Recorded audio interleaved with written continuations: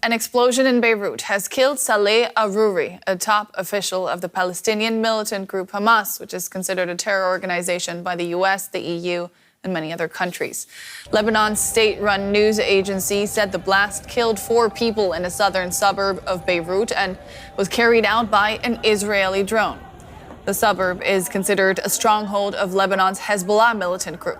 Israeli officials declined to comment, but Prime Minister Benjamin Netanyahu had threatened to kill Arouri even before the October 7th Hamas terror attacks. Let's get more on this from our correspondent, Abbas Al-Khashali in Beirut. Abbas, what more can you tell us about this strike right now?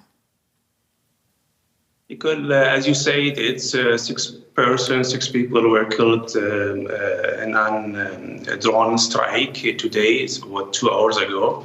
It was targeting Al-Dahi. Al-Dahi is in Beirut's southern suburbs. It's called Al-Dahi Al-Junubiya in Beirut. And we could hear the explosion. It was quite strong. The officials say that there are three persons couldn't identified were killed, and we are waiting of the next development.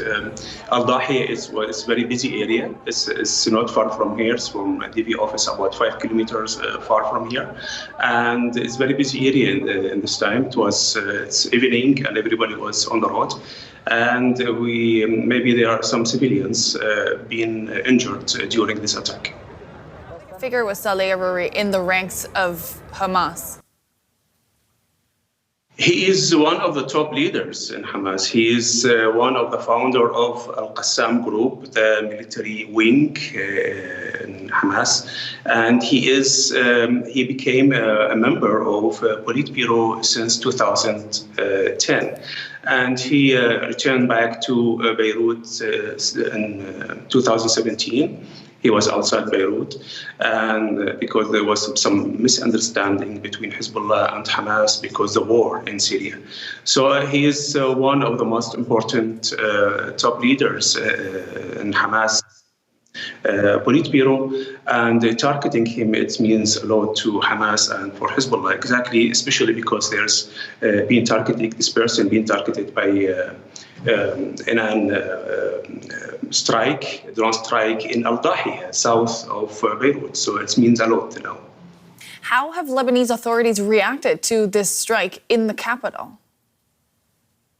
There are different kinds of reactions. There are some politicians condemn the attack and this strike, and the Prime Minister of Lebanon, he said, Mr. Mikati, condemned Israel's killing of Al-Arouri.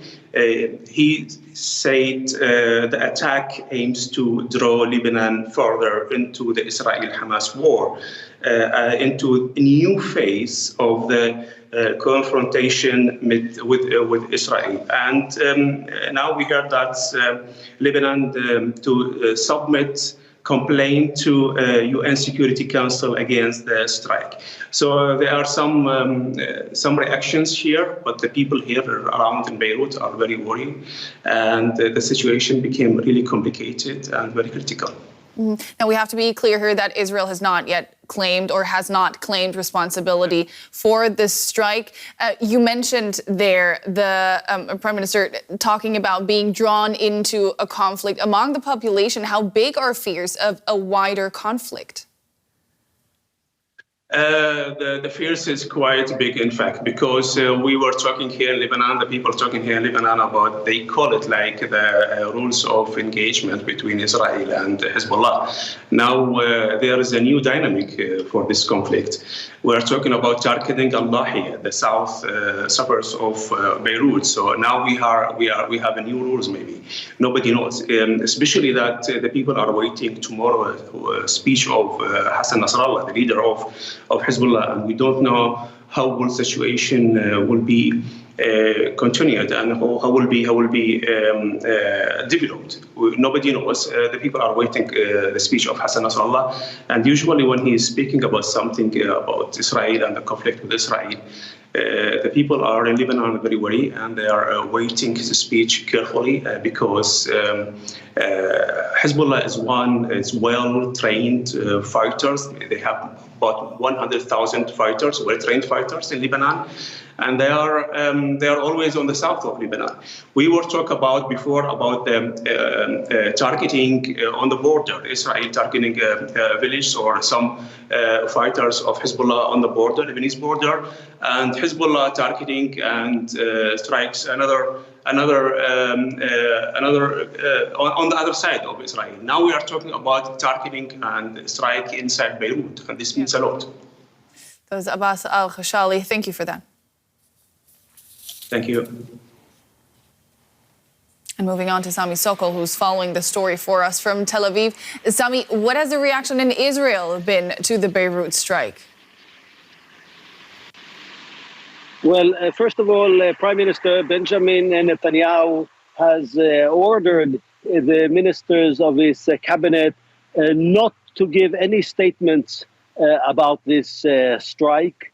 Nevertheless, Danny Danon, who is a member of the Likud party, and he's also a member of the Foreign and the Security Committee inside the Knesset.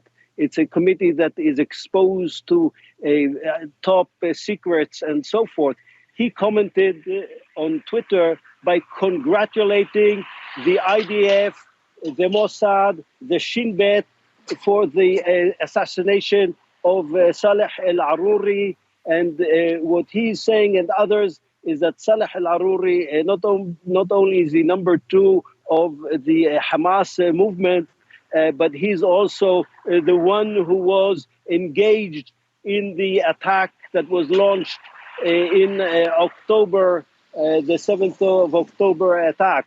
And what commentators here are saying that this strike that was launched by Israel is a very successful one, as it was maybe the most successful attack that Israel launched since the beginning of its war against Hamas, and that this is a great achievement for the Israeli intelligence that has failed on the 7th of October, and now it has come back to its reputation of being a force that can target and kill an individual in a crowded city in an exact way. Yeah, still, we need to be precise. Israel has not claimed responsibility for the killing of Saleh Arouri. How big are fears in Israel that events like these could escalate the conflict with Hamas to a regional war? Yeah, well, indeed, the cabinet was going to have a meeting tonight here in Tel Aviv to discuss Gaza and so forth. Well, this meeting has been cancelled because of the latest developments, and there is concern that Hezbollah will launch missiles towards Israel. On the other hand, there is also an assessment that maybe the movement will decide not to strike at Israel because Israel strike a Hamas, a Palestinian target, rather than a Lebanese target, and that Hezbollah will be paying a very heavy price if it will launch long-range missiles towards Israel. But I can tell you the ones that are most worried are the families of the hostages.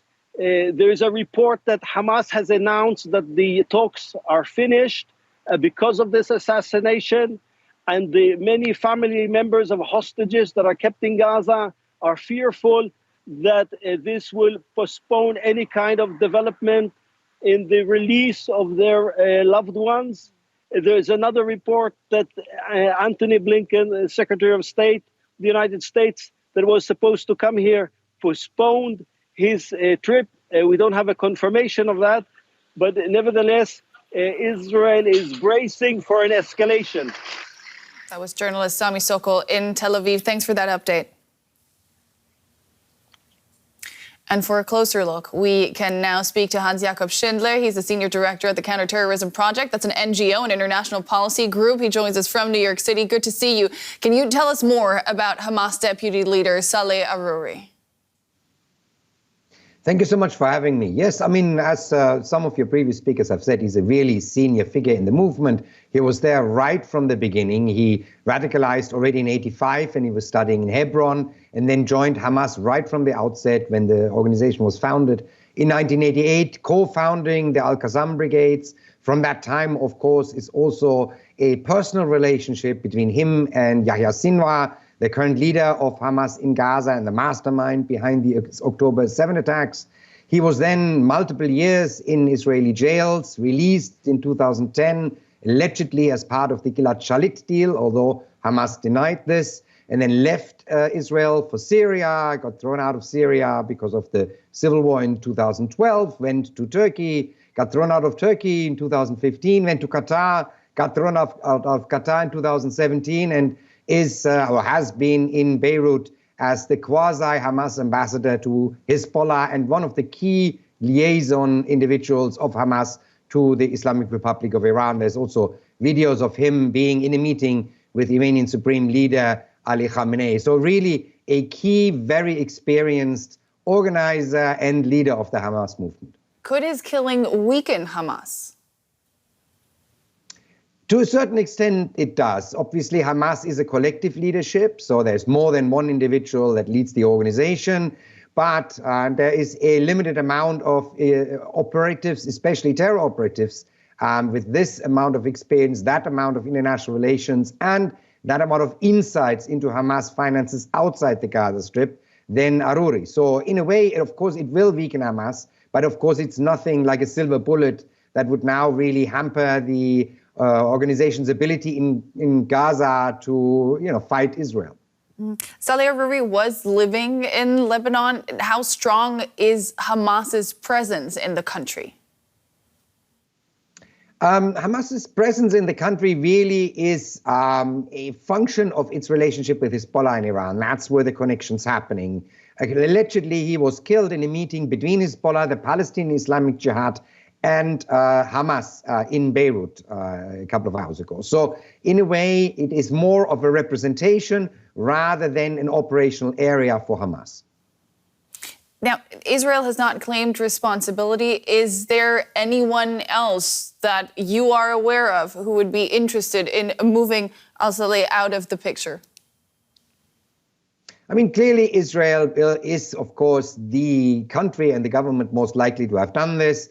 As in the past, unless they're absolutely forced to, they're not going to admit to extrajudicial killings outside of the Palestinian territories.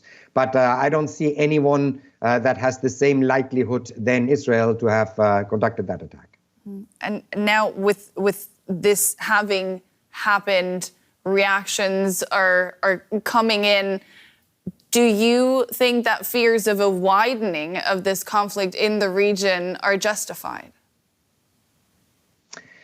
Well, of course, in this tense situation, anything is, of course, a bit of a risk. I see that some Israeli politicians are already doing some damage control. Mark Regev, the senior advisor to Netanyahu, said very clearly he doesn't know who did it, but whoever did it, this was not an attack against the state of Lebanon.